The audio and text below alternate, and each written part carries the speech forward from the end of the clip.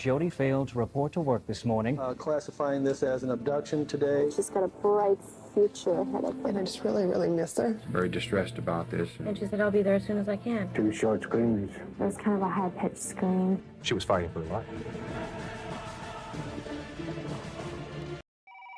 Jodi Huisentruit woke up one morning in the summer of 1995 to the sound of her phone ringing. She looked over to her clock and her heart dropped. It was 4 a.m. and she overslept. She needed to be out the door by 3:30 a.m. to make it to work on time. She quickly answered the phone and apologized to her colleague Amy, promising that she would still be able to make it in time for the 6 a.m. broadcast. We've all been in Jodi's shoes before. I've even had nightmares about being woken up to my boss calling me to tell me that I'm late for work. Normally, you just roll out of bed and try to clean yourself up so that you don't look like you just rolled out of bed. Jodi got up and started doing just that. She grabbed her clothes, heels, important papers, hairdryer, and jewelry and placed them into a bag so that she could finish getting ready for work. Jodi was 27, beautiful, and full of life. She was the face of the news in Iowa and was admired by many. I read countless stories of people who were kids at the time who would watch her on TV and even wanted to be her. Watching the news can get depressing with all of the crazy stuff that goes on in the world, but Jodi was a constant beam of light and joy. It came as a major shock to the community that everyone's favorite news anchor would end up as a headline herself. 6 a.m. came around and Jodi still had not arrived to work. Amy filled in for Jodi's segment. Throughout the entire segment, Amy could not shake the feeling that something was wrong. We have all had that one coworker that does the bare minimum, shows up whenever they want to. The only thing that they are reliable for is being unreliable, but that was not Jodi. She took her job and her relationships with her colleagues very seriously, so she would never just not show up. 7 a.m. rolled around, and Jodi was still nowhere to be found. Jodi was young, so of course there were times that she rolled in a little late, but she never missed a broadcast. Her bosses and coworkers tried calling her again, but this time she did not answer. They immediately called the police. The police showed up at around 7:15 a.m. They could immediately tell that something was off. All the telltale signs of a struggle were there as soon as they approached the scene. Jodi's car was parked about 12 steps or a 30-second walk away from her front door. Between where her car was parked and her front door, there were various items scattered around her car: heels, earrings, hairspray, a hairdryer, and her purse. It was clear that whoever attacked her caught her by surprise and attacked before she could make it to her car. Her key to the car was also found stuck in the door and bent. The scene itself painted a terrifying image. It was clear that there was a struggle near the car, and what was even more heartbreaking is that the bent key implies that Jodi almost made it out of the altercation. Had she been able to get into her car and lock the door, she may have been able to avoid her attacker altogether. Inside of Jodi's apartment was a lot less chaotic. Nothing seemed quite out of place. The only thing that stood out was that the toilet seat was up. This small detail has been the source of many theories surrounding her disappearance. But before we get into the theories, let's talk about Jodi. Mayor Latimer and Dave Jennings, you had a question, didn't you? What's your name first? Jodi Huisentruit. Jodi, go ahead. I was wondering, are people voting for the candidate they like, or are they voting actually because they dislike their opponent? Listening to me, okay, I got it. They said she was a good kid. She did everything right. She probably was just too nice, too trusting, if anything. Jodi was born on June 5th of 1968 to Nicholas and Jane Huisentruit in Long Prairie, Minnesota. She showed the signs that she was destined for greatness from a young age. She was popular and charismatic, but always kept a very down-to-earth attitude. There are stories of people meeting her before and after her success, and they all recounted how kind she was to every person she interacted with. Upon graduating high school in 1986, she attended St. Cloud University and studied mass communication and speech communication, where she graduated with her bachelor's degree in 1990. Her goal was to make it as an anchor on a national news station, and she was determined to make it happen. Her first job out of college was with Northwest Airlines as a flight attendant. It wasn't what she wanted, but it paid the bills while she pursued her dream. Eventually, things fell into place and things quickly began moving in the right direction for Jodi. She got the opportunity to work for KGAN in Cedar Rapids, Iowa as the station's Iowa City bureau chief. She then decided to return to Minnesota for a job at KSAX in Alexandria before returning to Iowa once again for a position as a morning news anchor at KIMT in Mason City. Jodi was very successful, well-known, and well-liked in Mason City. She had a very active social life and many friends. She mostly hung out with a few close friends. John Van Cise, a 48-year-old divorced man. They actually met in October of 1994 because they were living in the same building. He moved out in March of 1995. And Billy Pruin, a 42-year-old farmer, as well as Amy Cruz, Tammy Baker, and Robin Wolfram. They all worked with her at KIMT. Besides her close group of friends, Jodi also had admirers. Unfortunately, the admirers began to cross the threshold of acceptable admiration into disturbing obsession, causing Jodi to be on edge. In the months leading up to her disappearance, she expressed that she felt as though she was being stalked or watched. It was so bad that she even had to request a police escort to work some mornings. She had to start taking self-defense classes just in case as well. The instructor for the self-defense class came forward to report that Jodi mentioned to him that she was taking the class because of an incident that occurred in the past, but she refused to elaborate. It was uncovered that in October of 1994, Jodi filed a police report stating that she was being followed by a white pickup truck. From what I could find, neither the driver of the truck nor the truck itself were identified. This seems like the starting point for a lot of the odd things that occurred in her life prior to her disappearance. Now, this could be purely coincidental, but if you remember earlier, I mentioned that Jodi met her friend John in October of 1994. Let's comb through some of the strange things that were happening before she disappeared. In March of 1995, John moved out of Jodi's apartment building. At some point after this time and prior to April 4th, John, Jodi, Billy, and other friends were spotted at a bar. Billy seemed to be getting really close to Jodi, but in a friendly way. You know, when you're in a loud bar and you're trying to talk to your friend, sometimes you got to get a little, in their zone. You have to get in a little close for them to hear you. Well, this upset John. He came between them, allegedly pushed Billy away and was like, "Get away from my girl." On April 4th of 1995, Billy was unfortunately found dead by apparent self-inflicted gunshot wound. His death was at first ruled to be a suicide, then later changed to undetermined after evidence showed there were signs of a scuffle. So here's the rundown. 2 days prior to his death, Billy proposed to his girlfriend Gretchen. The day of his death, Billy left to pick up a brand new tractor. So everything seems to be going well for him, right? He's engaged, he has a brand new tractor. It just seems odd that he would end his life with 2 new commitments. It seems odd, but of course not impossible. Mental health is tricky and unpredictable. Anyway, not long after he got home from picking up his tractor, his mom decided to stop by and check on him. As soon as she got to his door, something just seemed off. His front door was cracked open and his keys were still in the outer lock of the door.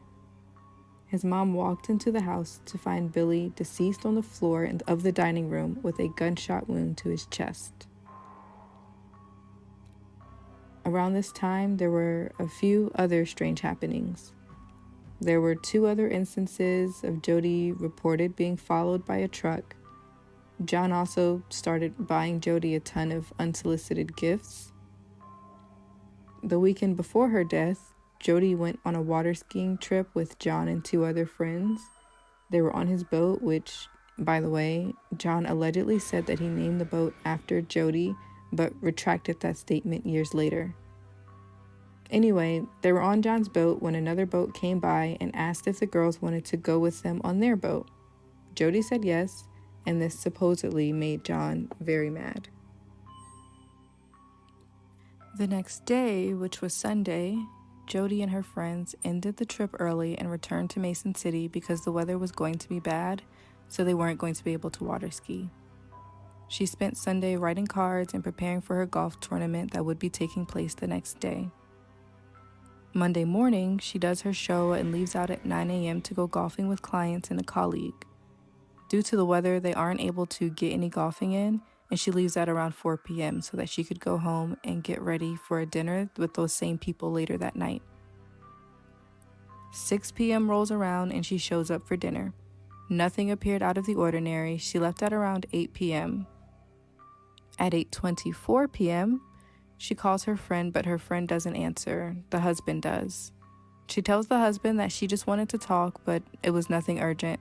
She lets him know to have her friend call back if she can, but not too late because she has to be up at 3 a.m. for work. Then, sometime after 8:30, but before 10 p.m., Jodi visits John so that John can show her some footage that he took of her during her birthday event early in the month. Around the same time, an unknown male is reportedly seen running up to and pounding on Jodi's door, yelling for her to come out. Of course, she isn't home. She's at John's, so he ends up leaving. Jodi then returns home at around 10 p.m. Around 3:30 a.m., a passerby notices a white van sitting in the lot of Jodi's building with its parking lights on. At 4 a.m., Jodi's colleague Amy calls Jodi. Right after 4 a.m., neighbors report hearing screams but ignored it because the building was near campgrounds, so they just assumed it was probably just some kids in the area. At around 4:30 a.m., a neighbor jogging in the area claims they were almost hit by a white van exiting the parking lot at a high rate of speed. The police then arrive to the scene at around 7:15 a.m. She has not been seen since last night. However, they did talk to her this morning a little after 4 o'clock a.m. And I want to stress that what we're doing at this point in time is we're working from the apartment and then we're working our way out. And we are at about a quarter of a mile right now. We'll be extending that search probably to about a half a mile. WCCO I-Team explores a new lead in the disappearance of an anchor woman from Iowa. And now authorities are exploring it too. The I-Team first got started on Jodi Huisentruit's story because of a connection between Mason City, Iowa and a man behind bars in Minnesota.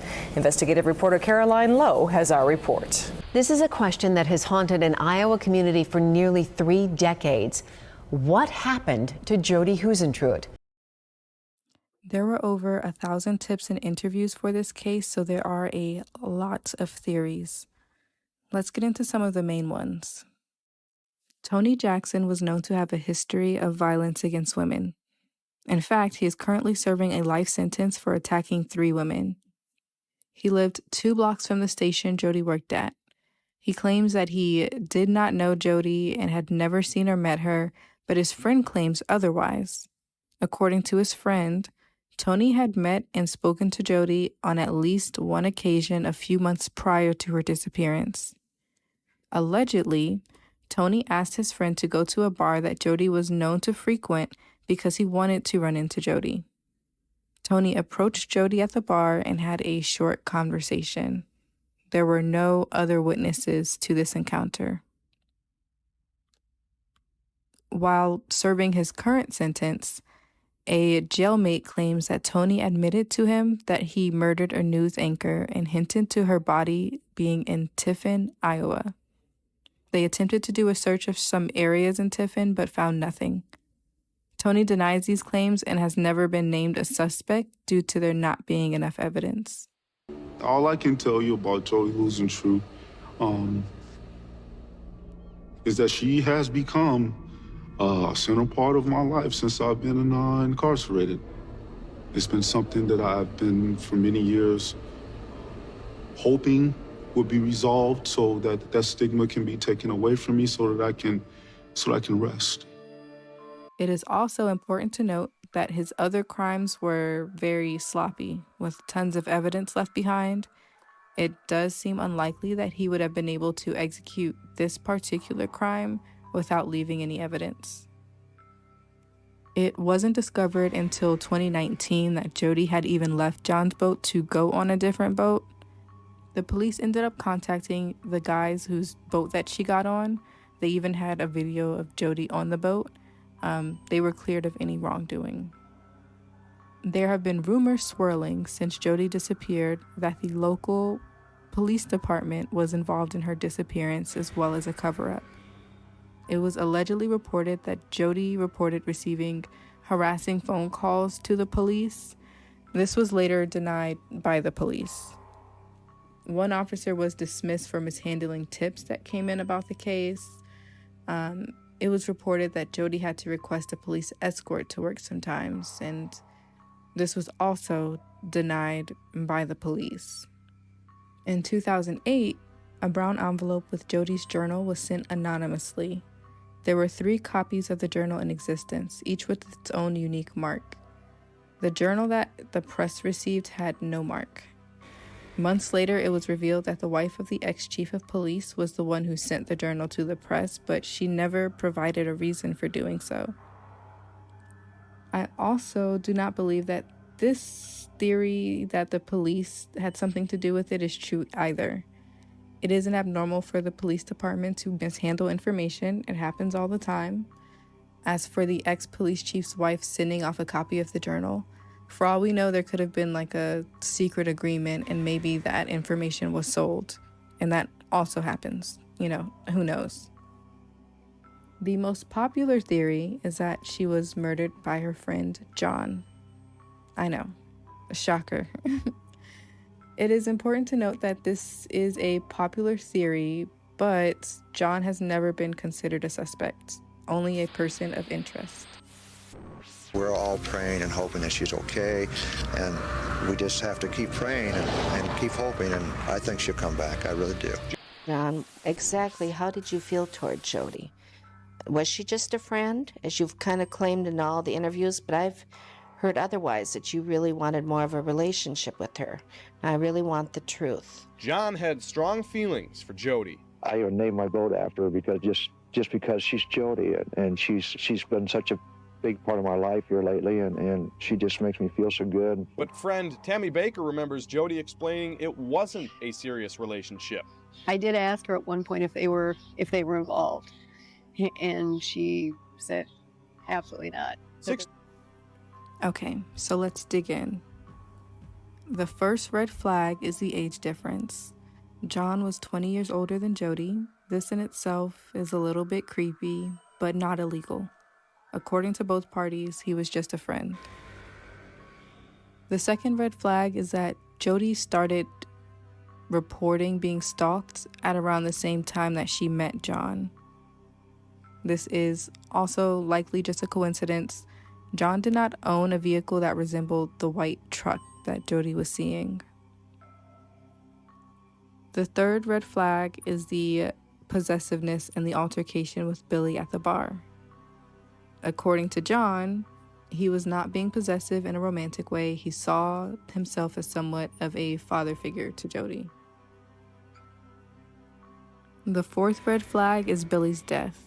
The timing and circumstances surrounding his death were odd and indicated foul play. The keys were left in the door, and he was shot in the chest. This is not really a typical suicide. However, his family hired a private investigator who determined that based on the angle of the shot, as well as the other details, it is unlikely that he was shot by another person.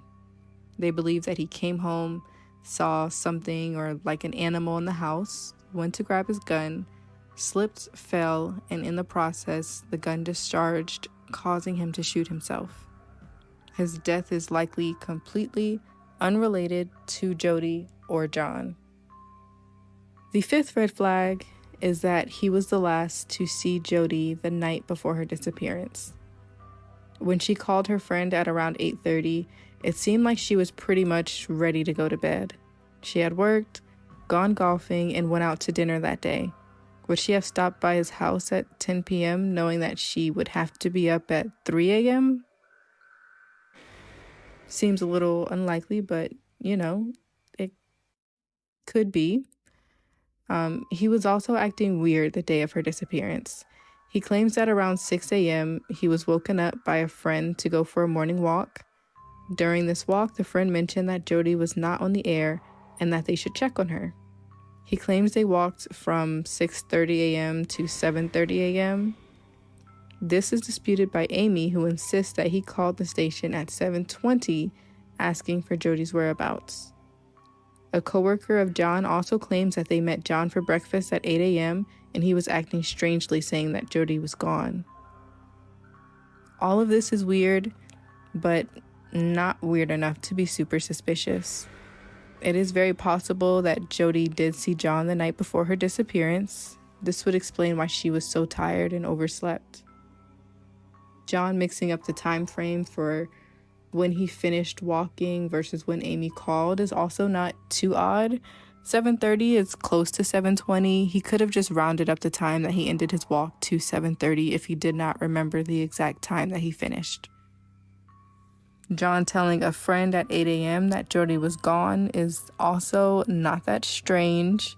He would have been aware of her disappearance by then and could have been in shock, so it's not all that weird.